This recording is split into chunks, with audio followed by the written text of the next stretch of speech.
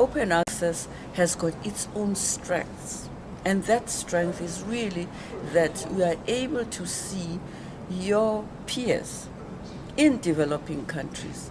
What are they publishing? How are you publishing? How can you form synergies, particularly now that we're having interdisciplinary approaches to education, in higher education in Africa, probably in the world, but in Africa we see it more and more as anything you touch climate change, it's environmental science, it's chemistry this side, it's, you have got so many points of entry all about climate change.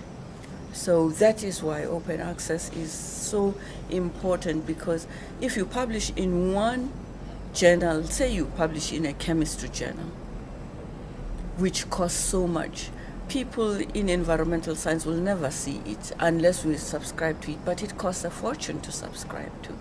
And of course for us, we are a middle income country, so-called middle income, so we would not get the free access that comes to those who are in the low development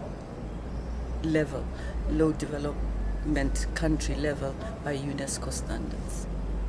Open access from a student point of view, at least the way I look at it, is that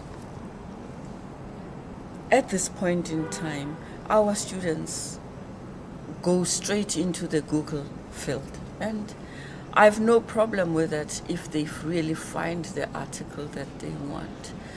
But those articles are self-selected in the sense that they come from those who are able to be collected by Google. But the research that is relevant, say the indigenous knowledge base, which is what we ought to be helping students appreciate. Let me just say, my philosophy is that globalization is not about knowing what Russia is doing exclusively and then try and fit into Russia. It's about what is it that we are doing here that is relevant and that can have applications elsewhere.